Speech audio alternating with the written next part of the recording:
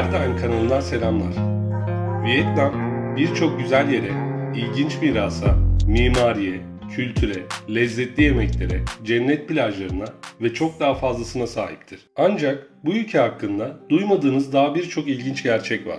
Örneğin Vietnam'ın Güneydoğu Asya'da seyahat etmek için en ucuz ülke olarak seçildiğini ya da bronz tenin dışarıda çalışan bir işçi anlamına geldiğini biliyor muydunuz? Vietnam videomuza geçmeden önce kanalıma destek vermek için kanala ücretsiz abone olup bu tür videolardan haberdar olmak için bildirimleri açmayı unutmayın. Vietnam, Güneydoğu Asya'da Çin Hindi Yarımadası'nın doğusunda yer alan bir ülkedir. S şeklinde uzun dar bir kara parçası üzerinde yer alan Vietnam'ın batısında Kamboçya ile Laos, güneyinde ve doğusunda Güney Çin Denizi, kuzeyinde ise Çin yer alır. Vietnam ismi aslında en az 1000 yıl önce iki ayrı kelimenin Viet ve Nam'ın birleşiminden meydana gelmiştir. Eski Çince'de Viet'in ülke sınırları dışından bir grup insanı tanımlamak için kullanıldığı ve Nam'ın güneyi ifade ettiği kabul edilmektedir. Yani Çin dilinde Vietnam, güneydeki insanlar anlamına gelirdi.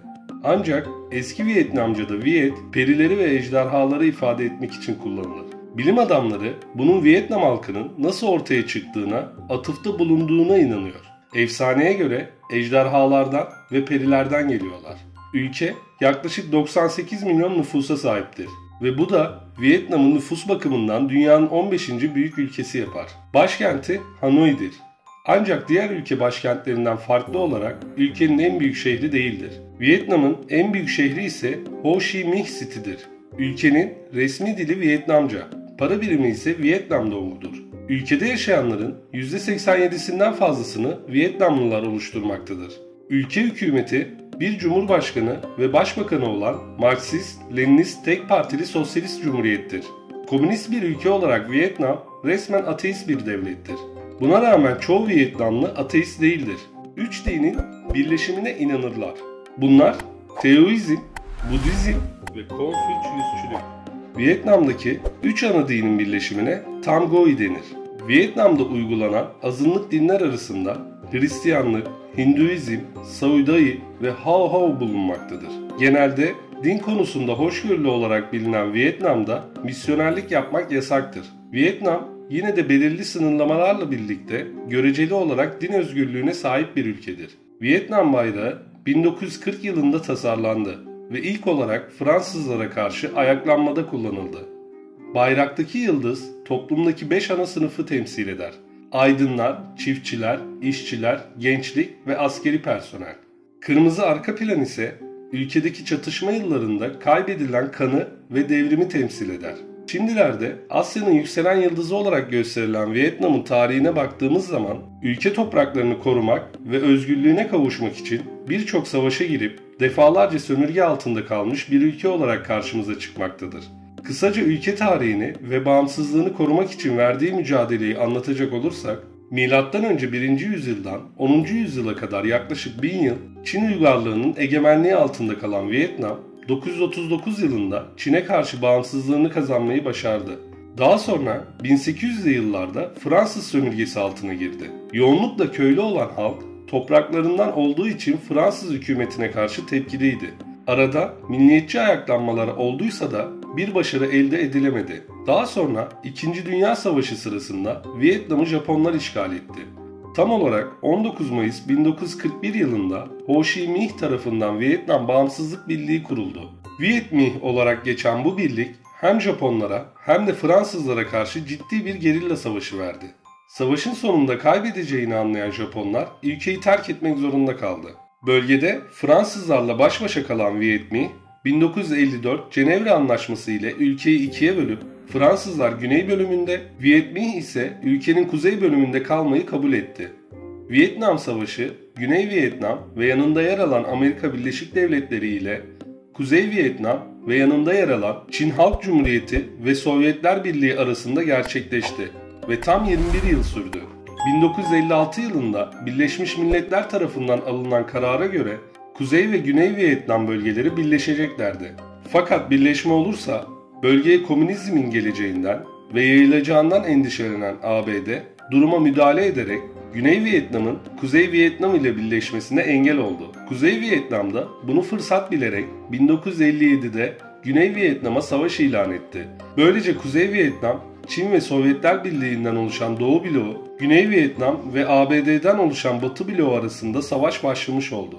Savaş 1975'te Kuzey Vietnam'ın Güney Vietnam'ın başkenti Saigon'a girmesiyle bitti. Tam 21 yıl süren Vietnam Savaşı'nda toplam 5 milyon kişi hayatını kaybetti. Güney Vietnam ve Amerika Birleşik Devletleri'nin kaybetmesiyle sonuçlanan savaşta Amerika Birleşik Devletleri Kuzey Vietnam'a napalm bombası ile saldırması sonucunda tüm dünyanın tepki göstermesine maruz kaldı. Daha sonra Birleşmiş Milletler napalm bombasının sivil halka karşı kullanılmasını tamamen yasakladı. Savaş sonrası bağımsızlığını kazanan Vietnam, Saigon şehrine Vietnam Bağımsızlık Birliği kurucusu Ho Chi Minh'in ismini verdi. Ancak Ho Chi Minh uğruna savaş verdiği Vietnam'ın birleşmesini göremeden 1969'da hayata veda etti. Peki ülkenin ulusal kahramanı olarak kabul edilen Ho Chi Minh'in ölmüş bedeninin mumyalanıp Ho Chi Minh Mozolesi'nde ziyaretçilere sergilendiğini biliyor muydunuz? Ho Chi Minh, Kuzey Vietnam'da geniş çapta ulusun babası olarak görülüyordu ve genellikle Ho amca olarak anılırdı. 2 Eylül 1969'da Ho Chi Minh, Hanoi'deki evinde kalp yetmezliğinden öldü. 79 yaşındaydı. Vasiyeti kendisi öldükten sonra bedeninin yakılıp Vietnam'ın dört bir yanına serpiştirilmesiydi. Tam bir Vietnam aşığı olan Ho amca yaşamı boyunca Güney Vietnam'a gitmek istemiş ama bu hayalini bir türlü gerçekleştirememişti. Ne Ho amca Güney Vietnam'ı ne de Güney Vietnam'daki halk Ho amcayı görebilmişti. Bu nedenle hükümet Ho amcayı göremeyen Güney Vietnamlıları Ho amcanın bedeninden mahrum etmek istemedi. Bu nedenle Ho amca öldükten sonra bedeni herkesten saklanıp Rusya'da mumyalanmıştı. Başkent Hanoi'nin meydanında Ho Chi Minh kompleksi hazırlanmıştı. Ancak halk kompleks açılıp Ho amcanın bedeni sergilendikten sonra durumdan haberdar olmuştu. Günümüzde turistler tarafından oldukça merak edilip ilgi gösterilen mozele senenin 11 ayı ziyaretçilerine kapısını açmaktadır. Sadece senenin bir ayı bedenin bakımı için tüm mozele kapalıdır. Tabii ki Ho amcanın mozelesine girmenin bazı şartları var. Örneğin içeriye kamera veya fotoğraf makinesi sokmak ya da içeride konuşmak yasak. Ayrıca içeri girmek için kolların ve bacakların tamamen örtülü olması gerek. Yani içeri şort ve askılı kıyafetle girilmesine izin verilmiyor. Ülkede okuma yazma oranı ise oldukça yüksek. 15 yaş ve üzeri nüfusun okuma yazma oranı %94 olup kadın nüfusta bu oran %91, erkek nüfusta ise %96'dır. Son yıllarda önemli artışlar olsa da ülkede yüksekokul ya da üniversite eğitimine sahip nüfus oldukça az. Ayrıca çalışabilir iş gücünün yaklaşık %80'i vasıfsız kişilerden oluşuyor. Özellikle savaş sonrasında ekonomisinde önemli aşamalar kaydeden Vietnam, 1980 yıllarının ortasında Komünist Parti'nin düzenlediği bir kongrede kabul edilen ekonomik değişim politikası ile özel sektörün desteklenmesi kararı alıp bu yönde politikalar geliştirildi. Vietnam ekonomisi 2020'de ise gayri safi yurt içi hasılasına göre dünyanın 37 ve satın alma gücü paritesine göre 23. en büyük ekonomisine sahiptir. Hatta tahminlere göre Vietnam yaklaşık ortalama %7'lik yıllık gayri safi yurt içi hasılası büyüme oranı ile dünya ekonomilerinin en hızlı büyüyen ülkesi olması ve bu sayede önümüzdeki 30 yıl içerisinde dünyanın en büyük 20. ekonomisine sahip olması beklenmekte. Vietnam ekonomisinin gayri safi yurt içi hasılası içinde %33'lük payını sanayi sektörü oluşturmaktadır. Petrol, madencilik, inşaat ve tekstil en önemli sanayi sektörlerinin başında geliyor. Tarım sektörünün payı ise %15.3'tür. Ancak toplam sektörel iş gücünün en yüksek olduğu sektör de tarım sektörüdür.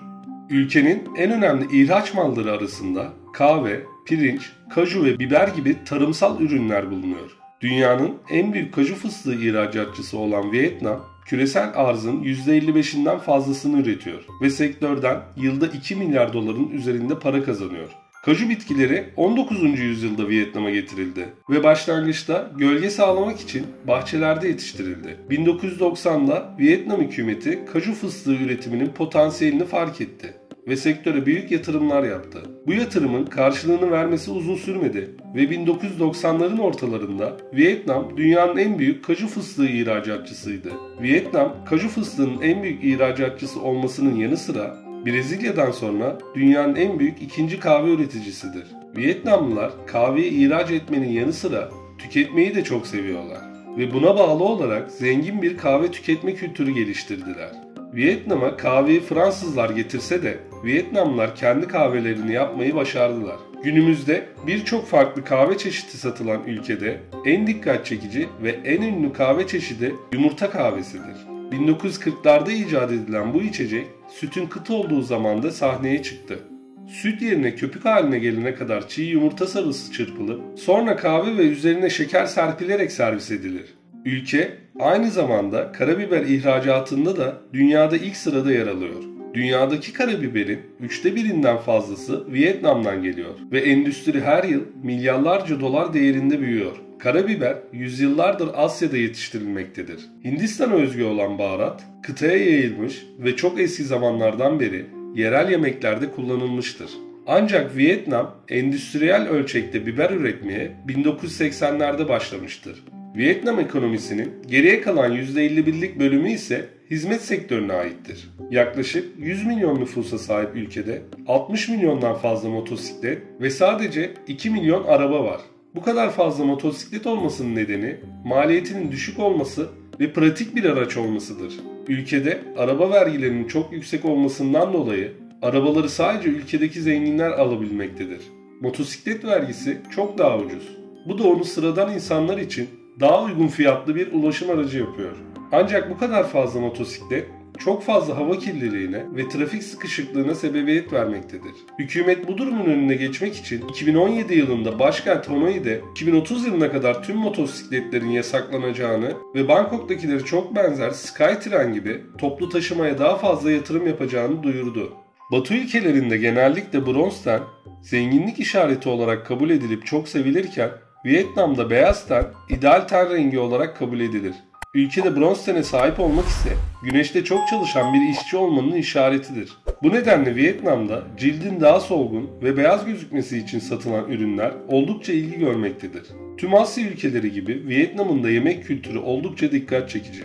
Ülkenin dünya çapında 2 bilindik yemeği vardır.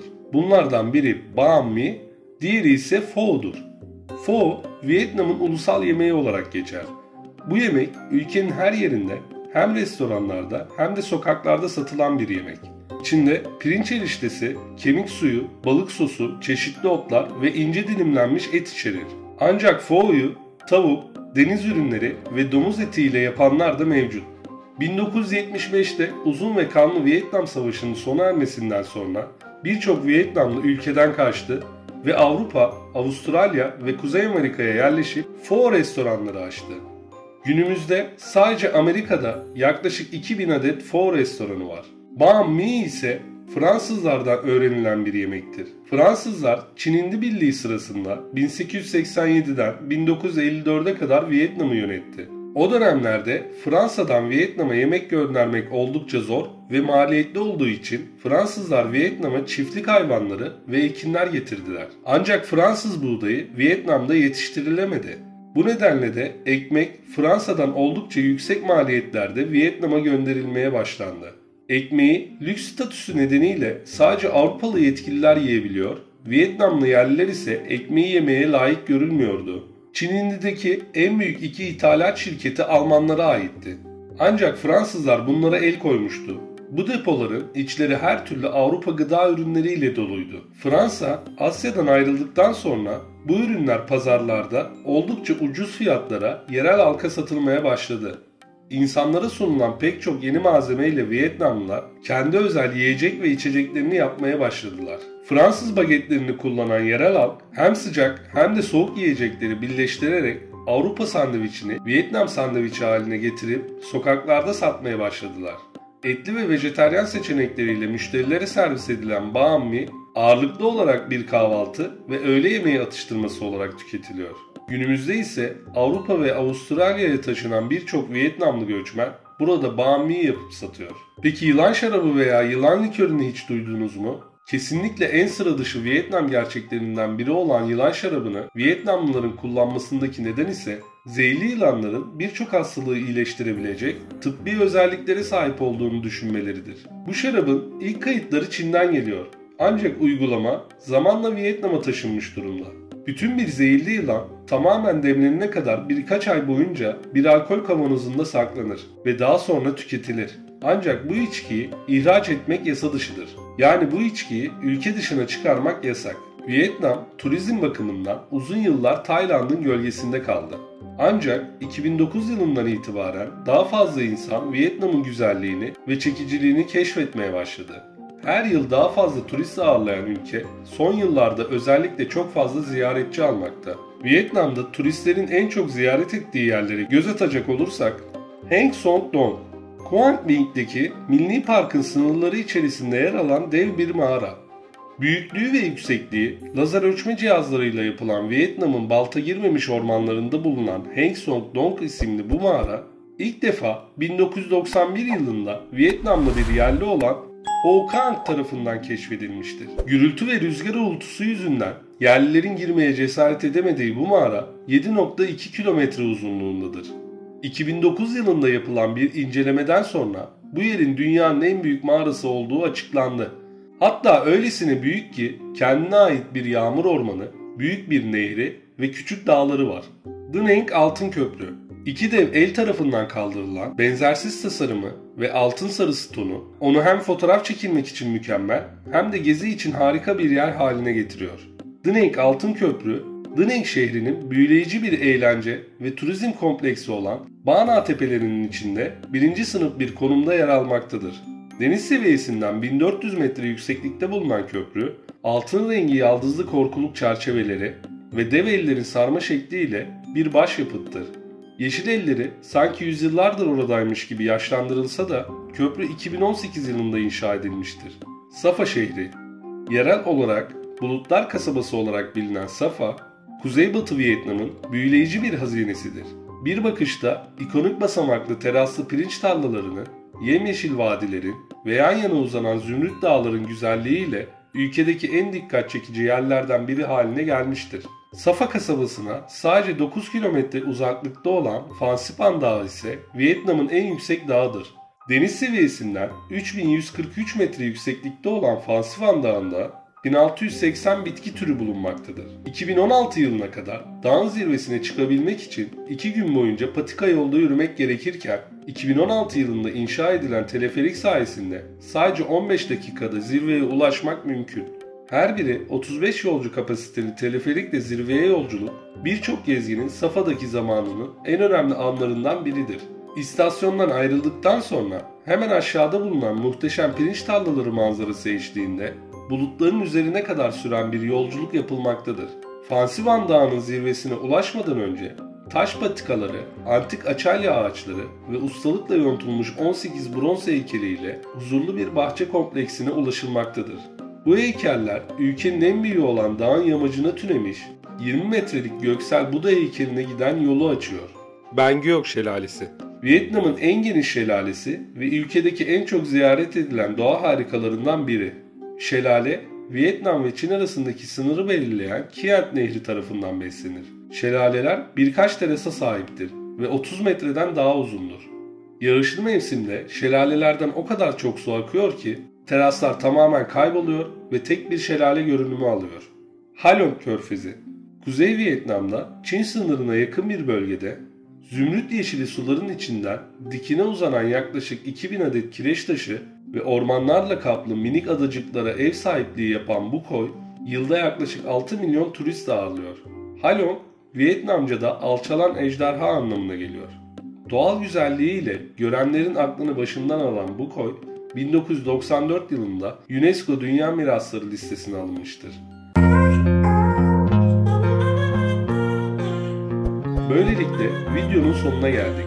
Videoyu beğendiyseniz kanala abone olun, bildirimleri açmayı unutmayın.